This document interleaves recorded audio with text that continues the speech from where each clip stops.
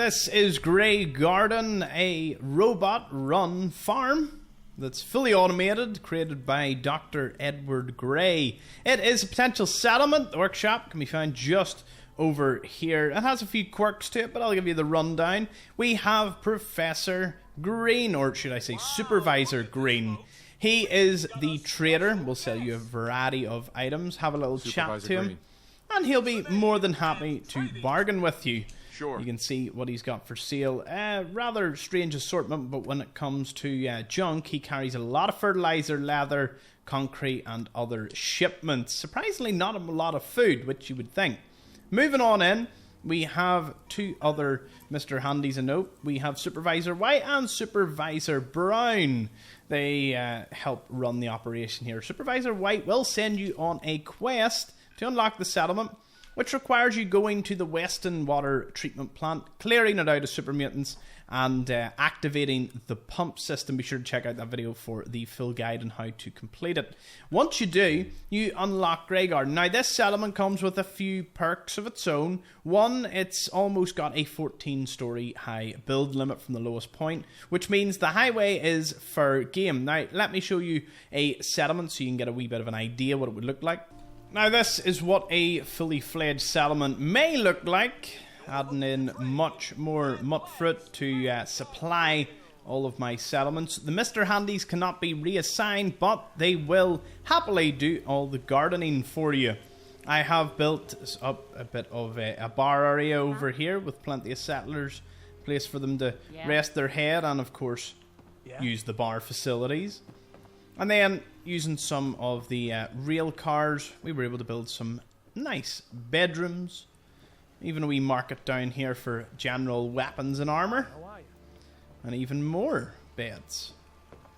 Now, in terms of the limit, if we bring it up here, well, you can see it extends quite a way down.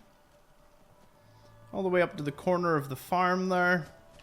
One thing you can't remove is this car. It is put under the files as the prized car. Whether there was more of a story to it, it's hard to tell. It's completely unknown in that one.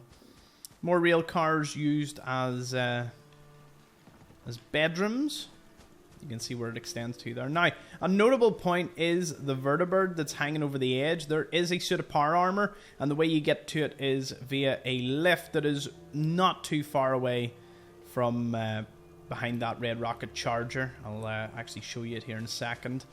If you have a companion that you've dispatched here and you can't find them, there's a high chance they're up on the highway here. Because if I swap into this mode, you can actually see that you can build up on the highway here. Like, this is all free game, including the bits underneath. And a lot of people build some rather large settlements using that method. Now, how to get up here is a little tricky. Elevators aren't tall enough, so what you would have to do is just build a massive staircase up to it.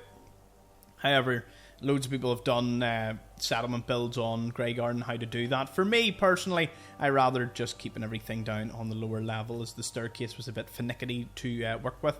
Again, as I was mentioning, the power armor suit is over here, just outside the render distance. Beside the crashed vertibird, you can see the Corvega plant in the background, and the lift is it's there, not being rendered because again we're in the camera mode, so we're a wee bit far away. Let me show you here if we run over to it. Now again, it is a good settlement. Attack vectors for most of your raids will actually come from, I usually find they come from the northwest side, so they'll come down the hill. Haven't seen any attack from this side as of yet. It's a high possibility that obviously that still will happen, so I wouldn't count it out as such. So be very careful when you are investigating. Graygarden, of course, located in the sort of midwestern section of the map before you get into the main city, near Jalbert's, Arcjet, and Rocky Narrows Park. You should see the lift come into view right about now. So crash vertibird directly above, a little further east, and boom, you've got your elevator that will take you up there. And yes, if you do go up, follow it all the way along. Although you may have to do some bit of parkouring to get across at that point.